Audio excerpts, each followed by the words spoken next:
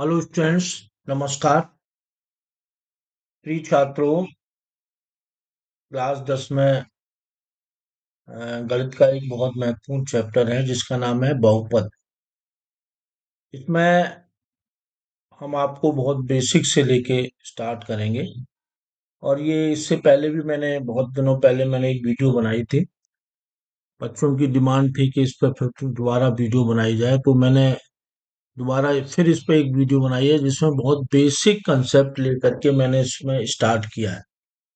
अगर आप step by step इसको अच्छी तरह से समझेंगे तो आपको बहुपद समझने में कोई दिक्कत नहीं होगी। जो हमारे बीजगणितीय व्यंजक होते हैं उनसे संबंधित ये चैप्टर है। जब हम इस चैप्टर को पढ़ लेंगे पूरी तरह से, लगभग दो तीन तीन या चार इसकी वीडियो होंगी जिसमें हम जब पढ़ लेंगे तो सबसे पहले हमें ये पहचान कर सकेंगे कि एक व्यंजक में चर तथा अचर की पहचान कर सकेंगे कि चर क्या होते हैं, अचर क्या होते हैं। ठीक है। और फिर हम बीजगणितीय व्यंजकों का उदाहरण भी दे सकते हैं। बीजगणितीय व्यंजक की क्या क्या शर्तें होती हैं इनको बता सकते हैं। एक बहुपद को एक बीजीय व्यंजक के रूप में समझ सकें तथा पहचान कर सकें कौन सा अंकगणितीय व्यंजक है, कौन सा बीजगणितीय व्यंजक है। एक तथा दो चर में बहुपदों के प्रकारों को हम समझ सकते हैं। ठीक है। और बहुपद में सजातीय और विजातीय जो पद होते हैं उनकी हम पहचान कर सकते हैं। और साथ ही साथ बहुपद में घात भी ज्ञात कर सकते हैं। और फिर जब हम इन सब चीजों को पढ़ लेंगे तो हम फिर बहुपदों के प्रकार पढ़ेंगे और उसमें हम उसकी बहुपद में कितने शून्यांक होते हैं उनके बारे में पढ़ेंगे। तो ये जो चैप्टर है क्लास 10th में बहुपद, वो बहुत ही इम्पोर्टेंट चैप्टर है। इसको आप इस वीडियो को आप देखिए और अच्छी तरह से मन लगा के पढ़िए। और मैं समझता हूँ कि ये जो वीडियो है वो आपको निश्चित ही रूप से पसंद आएगी। अगर कहीं पे आपको दिक्कत आती है तो आप मुझे कमेंट बॉक्स में लिखिए और मैं आप इसमें आपको मैं पूरी तरह से आपको सॉल्व करके बताऊंगा। तो चलते हैं, बहुपद का ये दूसरा पार्ट है जिसके बारे में आज हम आपको बताएंगे। देखिए, सबसे पहले हमें इसमें ये पढ़ना होगा, ये बीजगणित की भूमिका और मौलिक संकल्पनाएं। जैसा कि आपको दिख रहा है यहाँ पे, ये देखिए, बीजगणित की भूमिका और मौलिक संकल्पनाएं। इसमें हम आपको ये बताएंगे कि चर क्या होते हैं और अचर क्या होते हैं। देखिए, जैसे कि परिभाषा से ये नजर आ रहा है, बीजगणित में अंकगणितीय संख्याओं के अतिरिक्त अक्षरों का भी प्रयोग किया जाता है। संख्याओं को निरूपित करने के लिए किया जाता है जिन्हें अक्षर संख्याएं कहते हैं। ठीक है। अब जैसे हमने कोई व्यंजक लिखा, अक्षर संख्या है, जैसे हमने कोई व्यंजक लिखा, बीजगणितीय व्यंजक x square plus 4x plus 3। तो इसमें जो 3 है ये है हमारा अंकगणितीय व्यंजक। गणितीय व्यंजक,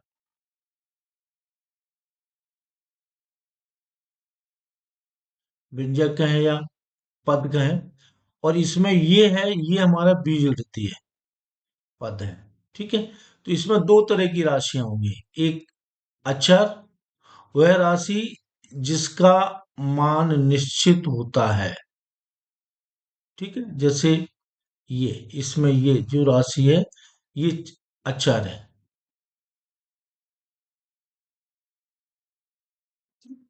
और इसमें इसके अलावा एक दूसरी और राशि होती है जिसमें जैसे एक्स है, ये चर है। चर का मतलब है ये एक्स के भिन्न भिन्न मानों के लिए इसका मान भिन्न भिन्न होगा। इसमें हमेशा इसका मान तीन ही रहेगा, इसका मान तीन ही रहेगा, इसमें मान बदलता रहेगा। तो इस वजह से इसको बोलेंगे चर, ये बोलेगा, ये कहलाएगा चर। ठीक।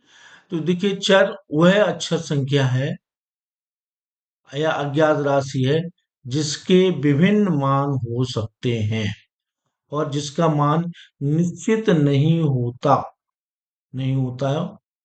ठीक है, इसको हम एक्स बाई जेड इससे प्रदर्शित करते हैं, एक्स से बाई जेड। ठीक है, ये हमारे क्या होते हैं, ये होते हैं चर। ठीक, और जैसे 3, 4, 1/3 ये होते हैं अचर। अचर, ठीक है। बीजगणितीय की जो भाषा है अंग्रेजी की भाषा से अधिक स्पष्ट है। मतलब इसमें हमारे जो व्यंजक होते हैं, जो बीजगणितीय जो व्यंजक लिखते हैं, इसके हम शर्त आगे बताएंगे जाकर के। उसमें हमारे चर भी होंगे, अचर भी होंगे, अर्थात हमारे बीजगणितीय टर्म भी होंगे और हमारे अंकगणितीय टर्म होंगे। तो इसमें देखिए हमने एक उदाहरण लिया है, इसमें ये पूछा है कि प्रत्येक में चर तथा अचर लिखिए। जैसे पहला ये प्रश्न है, ये जी देखिए, 1+y, 1+y, इसमें 1 जो है वो है हमारा अचर,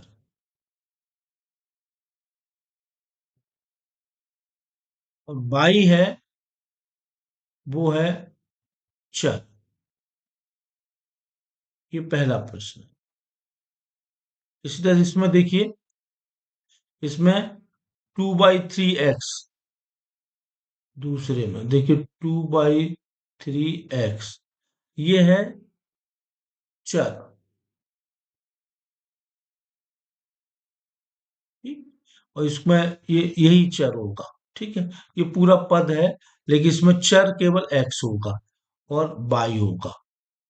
चर x होगा और y, ठीक है। और अचर क्या होगा, 7 अचर। अच्छा, इसी तरह से इसमें देखिए, तीसरे में देखिए आप, तीसरे में दिया हुआ है 4x4/5 x² + y²। तो इसमें हमारा जो चर है वो होगा, इसमें 2/3 नहीं लिया जाएगा। ठीक है, चर जो होगा वो होगा एक्स तथा वाई। ठीक है, और अचर होगा, सॉरी, ये तो चर, और अचर होगा वो होगा 4/5। ये नहीं बदलेगा। इसी तरह से इसमें ये ये हमारे चर होंगे। चर क्या होंगे इसमें, चर होंगे एक्स और वाई, और 1/2 क्या होगा, ये होगा अचर। इसी तरह से इसमें ये अचर, ये चर, ये भी चर। इस तरह से इसमें ये चर और ये भी चर। ठीक है, तो हमने यहाँ पे क्या सीखा, यहाँ पे ये सीखा कि चर क्या होते हैं और अचर क्या होते हैं। उदाहरण सहित हमने आपको यहाँ पे समझाया। अब आगे बढ़ते हैं, इसमें हम ये देखेंगे बीजगणितीय व्यंजक। देखिए, बीजगणितीय व्यंजक वो होते हैं, इसमें देखना होगा आपको, वे होते हैं जिनमें अंगत की संख्याएं, चर संख्याएं और मूलभूत संक्रियाओं के चिन्हों का समावेश होता है। ये संख्याएं चरों के मूलभूत संख्याओं के संयोजन होते हैं। मतलब इसमें हमारे अंकगणितीय टर्म भी होंगे और बीजगणितीय टर्म होंगे। ठीक है, इसमें जो इसको मैं पहला एक चीज आती है पद। पद का मतलब होता है इसमें से एक या अधिक चिन्ह बीजगणितीय व्यंजकों को कई भागों में विभाजित करते हैं। चिन्ह सहित लिखा गया प्रत्येक भाग व्यंजक का पद कहलाता है। जैसे इसमें देख रहे हैं आप, एक ये पद है, एक ये पद है, ये सब एक पद ही है। इसमें एक पद ये है, एक ये पद ये है, इसमें एक पद ये है, एक ये है, एक ये है, एक ये है। इसी तरह ये वाला पद, ये पूरा चिन्ह सहित, पूरा चिन्ह सहित ये पद है, ये पद है। तो इस तरह से ये हमारे पद होते हैं। ठीक है। और पदों में जो हमारे एक्स और वाई के जो गुणांक होते हैं, उन किसी पद का संख्यात्मक भाग भाग को पद का संख्यात्मक गुणांक कहते हैं। ठीक है। जैसे इसमें संख्यात्मक गुणांक इस वाले में, इसमें आप देखेंगे 2x² में x² का संख्यात्मक गुणांक होगा वो 2 होगा, 2। इसमें x² में जो हमारा बीजगणितीय गुणांक होगा 2 बाई, इसी से बाई का इसमें x², 2x², 2x²। ठीक है। गुणांक, अच्छा अब गुणांक में दो तरह के गुणांक हो, संख्यात्मक गुणांक और बीजगणितीय गुणांक। ये हमारा संख्यात्मक गुणांक है, इसमें दोनों चीजें हैं। इसमें बाई है वो हमारा बीजगणितीय गुणांक है, और दो है वो संख्यात्मक गुणांक है। इसमें देखिए दो है वो संख्यात्मक गुणांक है, और एक्स है वो बीजगणितीय गुणांक है।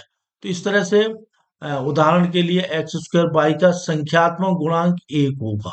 इसके आगे एक है, कुछ भी नहीं लिखा, तो इसका संख्यात्मक गुणांक 1 होगा। ठीक है। तो इसमें देखा आपने 2x² में x² का ये होगा संख्यात्मक गुणांक होगा।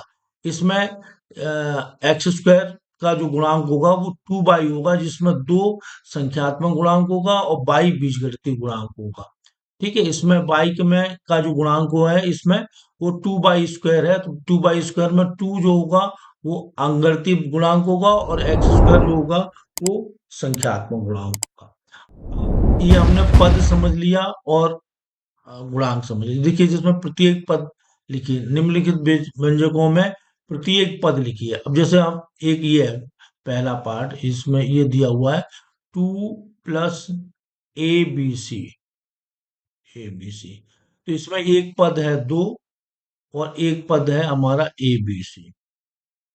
एक ये पद है और एक ये पद है। इसी तरह से इसमें एक पद A है, एक पद B है, एक पद C है। ये हमारे बीजगणितीय पद है, और ये अंगणितीय पद है। इसी तरह से इसमें एक पद ये है, एक पद ये है, और एक पद ये है। ठीक है। इसी तरह से इसमें ये पूरा एक पद है हमारा, पूरा। ठीक है। कोई भी दो पद होते हैं पदों या अंगृती पदों, उनका जोड़ या गुणा या भाग को हम जो हमारे चिन्ह होते हैं उनसे हम प्रदर्शित करते हैं। अब बात आती है कि बीजगणित बहुपद क्या होते हैं। ऊपर हमने पद पढ़े, गुणांक पढ़े, अब हम जानना चाहते हैं बहुपद। ये बहुत इंपॉर्टेंट चीज है। बहुपद एक विशिष्ट प्रकार का बीजीय व्यंजक है, बीजीय व्यंजक है। एक बीजीय व्यंजक बहुपद के तभी कहलाता है जब उसमें निम्नलिखित शर्तें पूरी हों, क्योंकि जनरली ये पूछा जाता है, क्वेश्चन दे दिए जाते हैं और ये कहा जाता है कि इसमें आप ये बताइए कि कौन सा पद बहुपद है या नहीं है। तो इसमें सबसे पहले है बहुपद किसी भी पद में चर हर में नहीं होता। मतलब इस तरह का अगर कहीं पद दिया है 1/x, तो ये हमारा बहुपद नहीं होगा। जैसे उदाहरण के लिए इसमें हम अगर हम देखें तो ये वाला हमारा जो पद है वो बहुपद है होगा। ये भी जो पद होगा वो बहुपद होगा। ये भी जो पद है ये नहीं होगा। क्यों नहीं होगा? क्योंकि इसमें ये दिया हुआ है 4x⁻³ + 3y।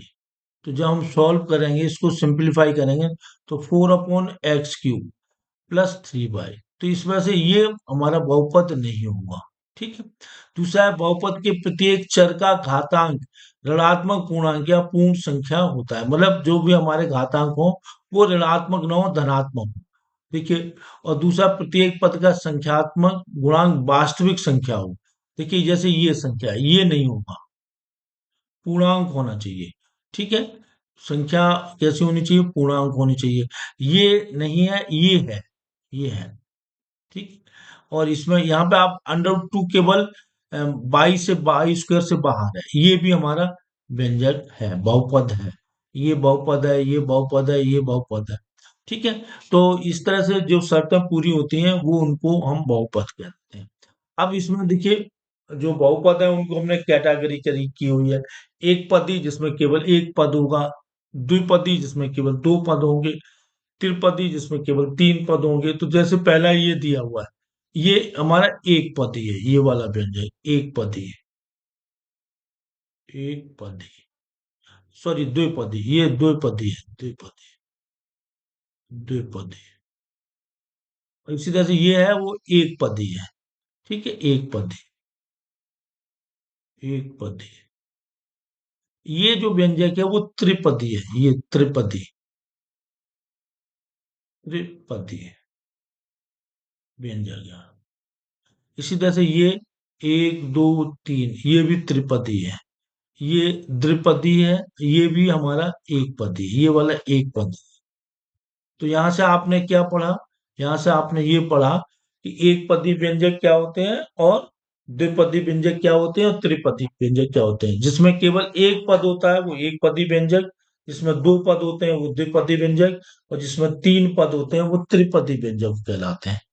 ठीक है, इस तरह से समझ लें और इसको देख